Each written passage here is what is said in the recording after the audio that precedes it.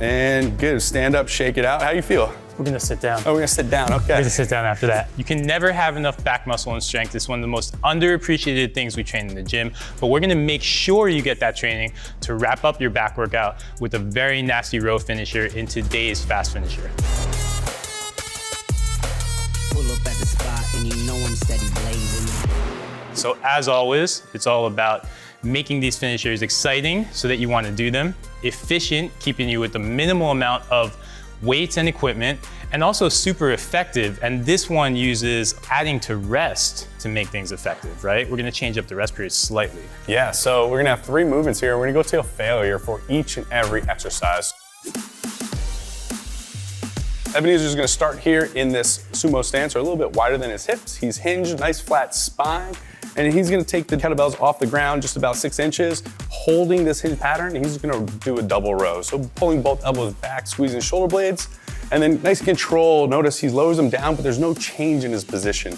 We're gonna do as many reps as we can till failure. Now, one thing you may notice in failure in this position are our hips. They may start to rise and our back will start to round. If you notice you start to come into your toes, you're done, right? So let's go maybe 3 more reps here. Nice controlled breathing, big squeeze, biggest thing at the top, we're squeezing those shoulder blades, right? Nice, good retraction, creating that shelf here in that upper back.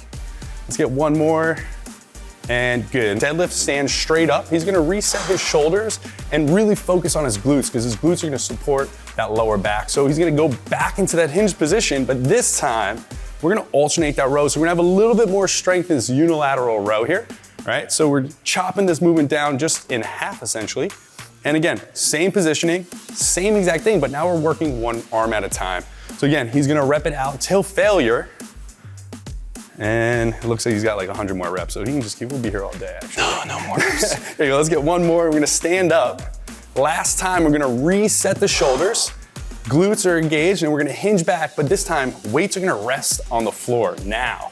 He's gonna support the weight. He's gonna keep the weight in the kettlebells and in his feet balanced. He's gonna drive into his left hand as he rows the right hand, right? So this is gorilla row. He's in a wider stance here, so over time, we may start to feel our hips, and that's a whole nother thing we'll talk about on another day. But right now, again, we're pushing into one bell as we pull the other bell. Notice there's no rotation in the torso or the shoulders, and he's creating this tension in the ground to help that row, to get a last bit of strength he can possibly pull out of this set here. And again, he'll go through failure on this set. In this set, you may notice, you may be able to get more reps than the first 2. But it's all about that position and the way we're loaded here. Okay, let's do 1 more each side. And good, stand up, shake it out. How you feel? We're gonna sit down. Oh, we're gonna sit down, okay. We're gonna sit down after that. I love that. I can barely breathe. It wound up getting pretty metabolic. And one of the cool things is, as you discussed with the glutes, my glutes really have to work just to maintain that sumo stance. It takes a lot out of you frame-wise, which winds up being a really, really good core workout too. You gotta realize you're in a loaded position, right? We're not resting, we're always tight throughout this whole set. And this set could last, who knows, maybe minute, 90 seconds, 2 minutes, and further. So yeah, you're gonna notice how heart rate's gonna come up. We're gonna build a stimulus. The great thing is my whole posterior chain, because you got the glutes, yeah, you got the mid back. So we wind up covering everything. I love this finisher because it's also super scalable too. So we went with a lighter pair of kettlebells. It still crushed me because I was able to pile up more reps, obviously. You could pick up a much heavier kettlebell if you want. Try to rep this out, and you're gonna get 5, 6 reps on the 3 stages of this, but you're still gonna get that pump, and overall, the volume is nice and high. It's a really smartly built drop set. One thing to touch on is that stance. Ebenezer, as you notice, he stayed in the first 2 exercises with a wide stance. With taller people, longer legs, you're gonna probably find that to be a little more comfortable, but people maybe my height a little shorter, coming in here for the first 2 exercises is not wrong. It's just gonna be what's gonna allow you to get through that first set before we open the hips up and get down in that nice gorilla stance or create that mobility. Exactly, and I think we're thinking, what, 3 sets of this? Yeah, 3 sets till failure. Again, failure is different for everybody. We wanna understand our position.